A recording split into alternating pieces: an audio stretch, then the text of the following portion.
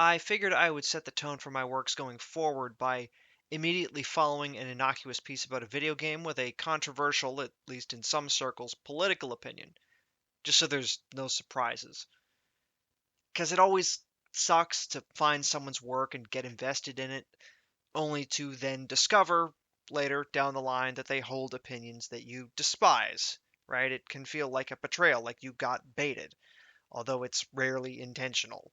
As far as I can tell, it's simply in the nature of people inclined to offer opinions on the internet to eventually include politics because, well, they're evidently quite attached to their opinions, all their opinions, or they wouldn't keep going on about them online for all to see. People can rarely keep up a neutral facade forever when their entire shtick is not being neutral about things. So I'm not even going to bother with a facade or to test the waters. All right, I'm just going to jump in at the deep end so we get off on the right foot. Whether you love or hate what I'm about to say, you are going to know immediately whether I am someone you have any further interest in listening to on anything. So, yes, as the title would suggest, I support Israel, at least if I'm being truncated and clickbaity anyway. The full context for such a statement would be I support Israel vis-a-vis any probable alternative, since I'm not some kind of sycophant who can't admit any fault on Israel's part in current affairs. If the title didn't warn you off reading this far in the first place, then I'll assume you're interested in me expounding on it. So, context you shall receive. The start of this is going to seem like a personal gripe, something far less compelling than a detached argument, but actually doing that is impossible, no matter how neutral one claims to be. And in any case, if I made this argument without referencing my personal stake in it, I would make the same argument anyway. My personal stake in it comes from my ideological perspective on the matter. There's no way to separate it. Gripe isn't the right word anyway. That implies this is some kind of insignificant, one-sided antagonism on my part, when it's very significant, and the antagonism is reactionary, not instigatory. Because the gamut of Islamist opinion on what to do with atheists runs from lock them all up to chop all their heads off. So, being an atheist myself, you might then understand why I'm reluctant to side against Israel when its opponents explicitly want me and people who share my beliefs dead. It's not a capital crime to be an atheist in Israel. It's not a crime at all, actually. The same cannot be said in Gaza or Iran. As such, I find it hard to care about the crocodile tears from Muslims about medieval Israel because most of them, at best, wouldn't get in the way of Hamas chopping my head off, and at worst, would cheer them on. Naturally, this also means I have a tremendous amount of sympathy with atheists unlucky enough to be born in places like Gaza or Tehran, as well as any other group Muslim theocrats aren't a fan of, like gays, apostates, and any woman not brainwashed enough to accept their disgustingly misogynist society, though unfortunately there are many that have been, such is the power of social conditioning. So, on a personal level, there's simply no chance I'm ever going to view Israel as worse than its opponents, okay? Sorry, I'm not willing to throw myself, my fellow atheists, and everyone else persecuted by Islamists under the bus for the good of people who, for the most part, are completely fine with that persecution. All right? They can go fuck themselves. Israel at least shares some of my moral values. Islamists, like Hamas or Iran, share none. Partially evil is still better than fully evil. There's simply no equivalence between the two sides on this if you at all share my beliefs. As such, I have to assume the people taking the Palestinian side in this do not value things like democracy, freedom of speech, freedom of belief, sexuality, equality of the sexes, or else they could not support Israel's enemies who oppose all of those things. Now, they'll claim otherwise, especially since a lot of them are leftists who purport to be the most woke on all these issues, the most pro-gay, the most pro-woman, but whether they realize it consciously or not, that can't be true. In fact, I have a hypothesis that most hard leftists aren't woke at all, but are merely anti-Western reactionaries who will take the side of anyone that opposes what they perceive as the current ruling Western order. In a domestic context, that means siding against the white heteropatriarchy by pushing the identity politics of non-whites, queers, women, but they're not wedded to the principle of defending such people. They just care that they're a tool against the powers that be. If gays and women find themselves on the side of the West, in this case represented by Israel, the most Western-like country in the Middle East, and closely aligned with the United States, the great Satan of the evil West, they will turn on them. The fact that Palestinians hate all the groups just mentioned doesn't matter. What actually matters is that they oppose Israel and therefore the West. That is all that matters to these people. That is not to say this describes all of them. I suspect a lot of left-wingers are operating off of cognitive dissonance caused by their poorly thought out identity politics adopted uncritically from the aforementioned anti-Western crusaders. Their take on the matter is simply low IQ, which is not uncommon in popular politics, sadly. Muslims in West equals minority, minority equals good, therefore Muslims being oppressed by Israel equals bad, therefore Israel equals bad. The catastrophically flawed logic here never occurs to them, I suspect, but they do make useful idiots for the aforementioned Islamists and reactionaries.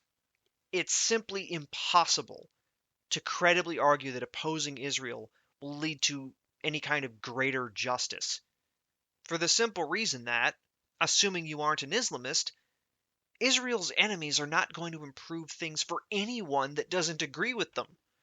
Okay, Israel is an apartheid state. I will grant that point. It's true.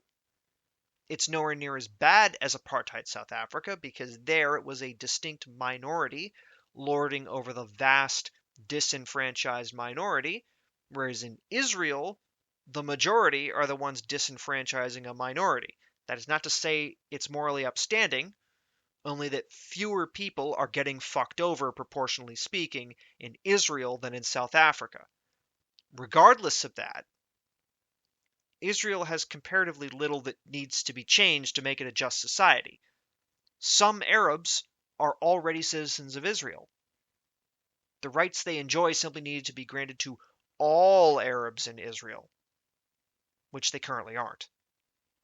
By stark, incendiary contrast, Hamas isn't really going to give anyone any rights beyond what they interpret the Quran to assign to people. And there's a whole litany of both rights and people who are assigned few, if any at all, in their view. If the pro-Palestine crowd gets what it wants, all of Palestine freed of Israeli control from the river to the sea, yada yada, what do they think is going to be the result?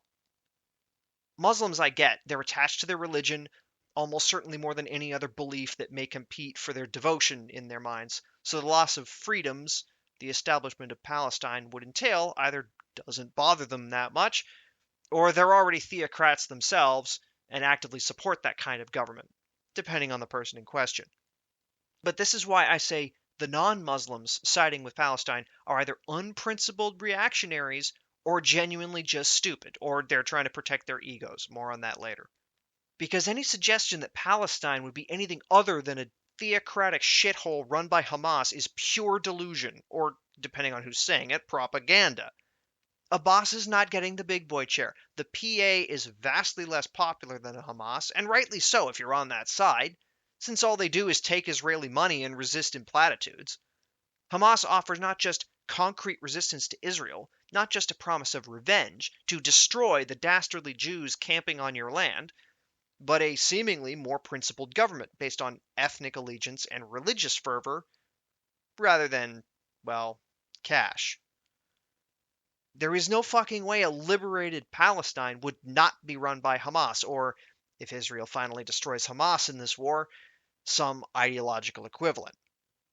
The hang-up most leftists seem to have on this point is that they refuse to acknowledge that Muslims can be morally bad en masse because they refuse to view the situation outside of a Western context, i.e., where Muslims are a minority and therefore automatically good by virtue of that status.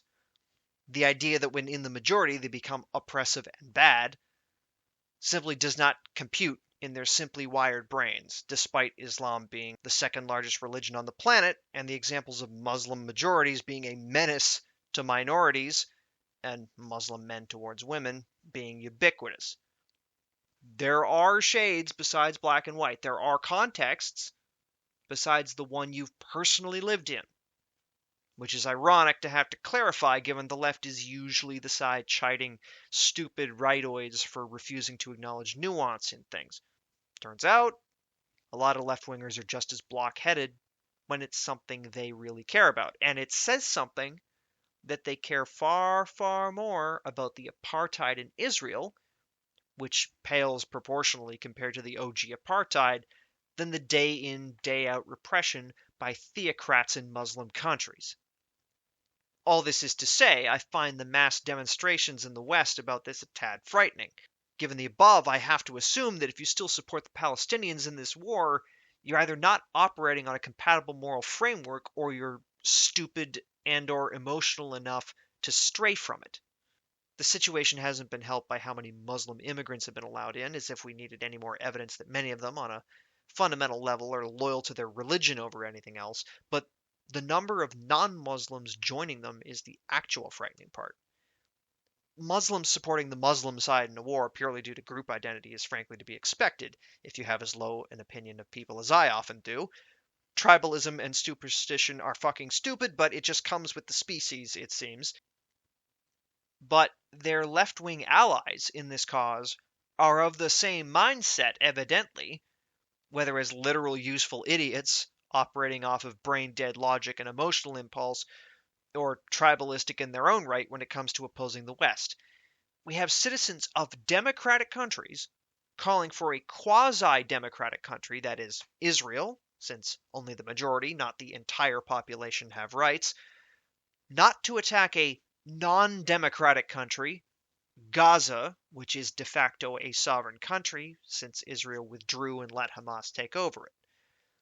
This is a regime that would kill most of their non-Muslim Western supporters if they had the chance, and yet these idiots support them anyway. Well, actually, many insist they don't. They support Palestine without supporting Hamas, in theory anyway. This is obviously delusional, since Hamas is the opposing party to Israel. You have to pick one or the other. Some preferable Palestinian liberal democratic government is not just going to spawn from thin air. It doesn't exist, and there's no foreseeable way one ever could at the moment. However, believing it lets them carry on holding the position they want to hold, that is, Israel bad, Palestine good, without having to confront the fact that the side they want to support not only doesn't embody progressive values, but actively opposes them. The longer they can avoid that confrontation, the longer they can put off admitting to themselves that probably, ultimately, they aren't progressive. That if push really comes to shove, and they're forced to choose between Israeli gays and Palestinian homophobes, between Israeli women and Palestinian misogynists, they will pick the homophobes and the misogynists purely because they're Palestinian. This puts them in the same dilemma that Trump supporters find themselves caught in as they try to both justify believing in democracy and wanting Trump to be president no matter what. The result being a denial of reality. The election was stolen. To avoid the choice. Consciously anyway, subconsciously, I am almost certain they have chosen Trump over democracy. It is the same here. To avoid the choice, they will insist you can oppose Israel without siding with Hamas. You can't in any practical sense, but they have to believe that, lest they be forced to choose between two of their beliefs, again, consciously. I guarantee that unconsciously, they have already chosen being anti-Western over any other competing ideas like democracy, freedom, minority rights, feminism, etc. Now, in theory, I'm not against treating Israel like a pariah, the same way we treated South Africa until they ended apartheid, since as a liberal I simply can't defend a country possessing millions of second-class citizens. Well, actually, Palestinians aren't even second-class citizens. They're not even citizens, more like colonial subjects. The problem is their geopolitical context. They are currently fighting people even worse than them. Weakening Israel, sanctioning Israel, trying to stop Israel from continuing this fight to the end will not improve the world for anyone except Islamists whose well-being I care not a bit for. Actually, given they want my beliefs made illegal, I'd be more likely to say I want them actively harmed, not simply ignored. The most ironic part is that the pro-Palestine side is making my argument easier by defending Hamas, not just because it's morally repugnant, though that is the primary reason, but because Hamas was allowed to exist by Israel in order to justify the continued apartheid and scare people into voting for Likud, and it worked. Bibi treated Hamas like a boogeyman to scare the voters rather than the genocidal maniacs they actually are, and it finally bit him in the ass so hard he has to get rid of them to salvage his ego. If Hamas is allowed to continue to exist, Netanyahu will continue to have a boogeyman to use to justify his staying in power. Whereas if Israel kills off Hamas and occupies Gaza, now they are fully responsible for what happens to Gazans. And they won't have any excuse for their behavior towards them any longer, thus giving the anti-Israel side, potentially, depending on their rhetoric, the moral high ground for once. But again, this can only happen after Hamas is defeated, because so long as they are not, Israel can, entirely rightly, point to them and claim the moral high ground. Trying to claim they don't have it currently, that Israel are in the wrong now, while still fighting Hamas, is nothing but an admission, consciously or otherwise, by the people who say it, that they have illiberal and abhorrent politics. Else, how the fuck could they possibly believe such a thing? But I repeat myself. And as a side point, crying about most civilian deaths to justify being against Israel is simply a cowardly and/or brainlet take on the situation. No doubt these same people would say Japan shouldn't have been nuked in World War II for equally stupid reasons. While it is quite probable Israel is not operating with any real regard for civilian lives, that doesn't change the fact that their opponents are fucking evil, and there's no way anyone with comparable morals to my own could ever side with them against Israel, no matter how wantonly Israel combats them. Would the people who cry about this side with the Nazis against the Allies because of the bombing campaign? I'm not asking facetiously. I actually want to know. This argument is very old, and I have a suspicion the people who make it are either crypto-fascists, pacifists, bleh, or are simply very dumb and haven't considered the reality of their condemnation. Even if I granted the bombing campaign was unjustified, what exactly is the alternative if the Allies are set on doing it? Siding with the fucking Nazis? Because the reality is, if they're set on doing it and you're not prepared to side with their enemies, you have no leverage and no means to stop it. That's how shit works. It's the same here. If Israel levels Gaza and buries everyone in the rubble, what exactly should be done about it? Should we support Hamas? Obviously, my answer is no, because Hamas are monsters. So Israel's unscrupulous behavior simply has to be accepted, lesser of two evils and such. There are a lot of people, however, for whom the answer is either yes, or they revert to the Cope answer about how you don't have to support Hamas to oppose Israel, which I've already addressed. Either way, it's a dumb fucking argument. I have more respect intellectually, obviously not ethically, for people who explicitly side with Hamas because they're Islamists than I do for idiots who look at body counts and just say more death equals bad without any further qualification. Yes, death is bad, but it matters a very great deal who is dying and why, more so than how many. It is very possible to save lives for a bad reason. This whole issue has, as I've said, exposed much of the left as morally bankrupt, which is a terrible reality to live in when the left was supposed to be your best hope of fighting off the cyberpunk corpo dystopia that the right is trying to create, where I live anyway. Events like this make me wary of giving the left more power in society. Not because I hate the working man or hate non whites or whatever, but because I can't be sure the gaggle of emotional morons that make up most of their numbers won't throw me and anyone who shares my beliefs under the bus when sufficiently stirred up by cynical radicals and tribalists using leftist rhetoric to cloak or justify their own illiberal agendas. At least it has made me very aware of the true persuasion of many of those I might have considered political allies before October 7th, 2023. It doesn't help at all with my general cynicism, quite the opposite, obviously, but I do prefer knowing to not knowing. It allows me to make the best informed decisions I can politically, since you can be sure I consider it a massive red flag for a politician to oppose Israel at this point. I criticize people all the time for supporting people that are actually opposed to them. I've done it in this very essay, and I don't want to make that same mistake. Nor, if you profess to be a liberal, as I am, should you, now that we know better.